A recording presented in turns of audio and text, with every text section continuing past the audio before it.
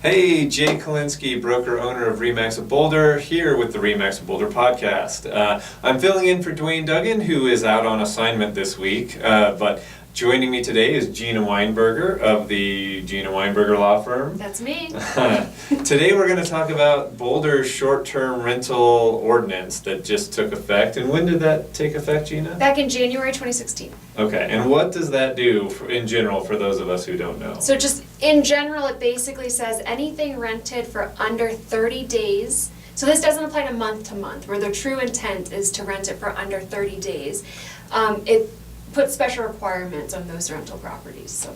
Okay, so we covered when it began. Who does this affect? So this affects anyone who wants to rent their property for under 30 days, and it limits the people who are allowed to do that. So, Okay. so first of all, you can only do it if you own the property. So if you're a renter, even if you have the landlord's permission, you're not allowed to rent that property for under 30 days. So, people are doing this all the time on VRBO, even if they didn't own it. If they were going out of town, they'd put their property up there.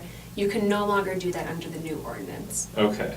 And what consequences do they have in place, do you know? So they can get fined. There's the city council authorized fining them. And of course, if they're a renter doing it, then their landlord's going to be notified that the landlord's, the one ultimately responsible for getting fined.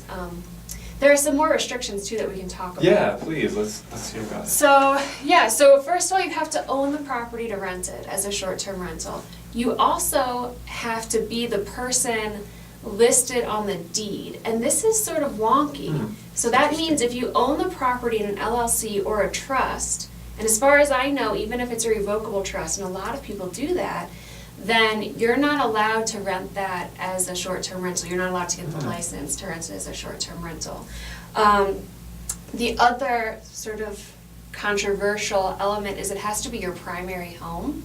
Okay. So if you have a vacation home in Boulder, and this is where the city council was getting a lot of pushback, if you have a secondary home or a vacation home, you're not allowed to rent that during the time you're not there. It's really intended for people who live in their homes and are just renting it, either a room or the whole thing when they're gone on a short-term basis. Okay. So just so I have it straight in my own mind, if I own a home, then the only way I can rent it out for less than 30 days, all or part of it, is if it's my home and I'm, say, going out of town, then I could list it on Airbnb for a week or 2 weeks.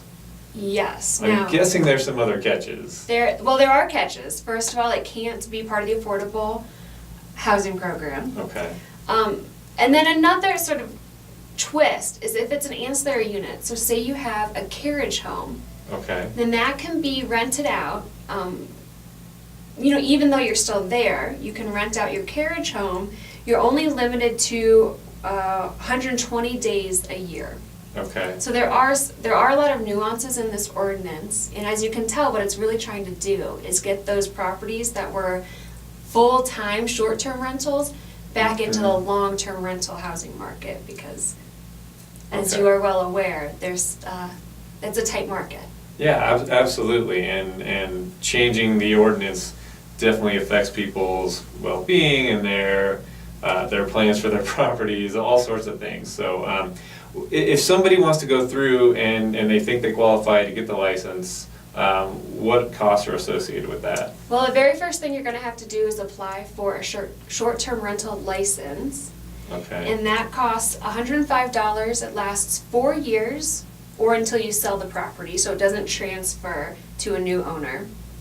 And then you also have to apply for a business license in the city of Boulder, which every business really should do. And that's trivial, it's $25 and it lasts forever. They just really want to keep track of the folks doing business in the city.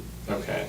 And then you also have to pay a 7.5% tax on the income you receive, or what people are paying you. And that's really intended to even the playing field between hotels and short-term rentals, which a lot of people argue really are operating more like hotels than residences. Okay. Very interesting. And I assume in order to get the rental license, there's an inspection of some sort required. Do you know about that? Yes and no. So if it's a primary residence, so your home that you rent out just when you're gone, or if it's a one-bedroom that you rent out, you do not need to get an extra inspection. But if it's that carriage house we were talking about before, where special rules apply, then you do have to get the rental inspection. And I talked about that with Joanne a little bit earlier in an earlier podcast. And that's where you just have to contact an inspector who's been certified through the city to come out and do an inspection on that property. Okay. What else should people know that maybe we haven't covered yet about this? Let's see, there are a lot of nuances. One other rule is any given property can only hold one license at a time. So if your home has a couple different units that you might have wanted to rent out as separate units, that's not allowed under the new ordinance. Okay. So just one per property. And you of course have to comply with all the occupancy limits that are in effect for rentals generally and for the housing population generally. And another small detail to keep in mind, and this is of course a reaction to some complaints, is if you rent out your property as a short-term rental, you need to identify someone within 60 minutes who can respond to any problems. So if you go out on vacation, and that's when you plan to rent this property, then you need to identify a local person who can step up and react to some problems. Okay. Well, it sounds like there are a lot of things to know if you want to do a short-term rental. So if people want to get in touch with you to get some advice, how do we reach you? So my website, GinaWeinbergerLaw.com. You can also email me at Gina@GinaWeinbergerLaw.com and call me at 720-588-9830. Okay, well, perfect. Thank you so much. I think Thanks, this is Jay. something that people really need to know about because I think it's a prevalent thing in our city. So better to be doing it right and get a little advice up front rather than pay the penalty on the back end. So Gina, thank you for joining us. It was a pleasure having you. Of course. All right. This is Jay Kalinsky signing off. I'll see you next time.